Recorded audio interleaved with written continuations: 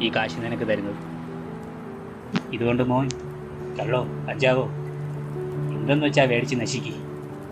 ഈ ഏട്ടനും അമ്മയും ഇനി എന്തായാലും മോനൊരു ശല്യമായിട്ടുണ്ടാവില്ല. യാത്ര പറയുന്നില്ല.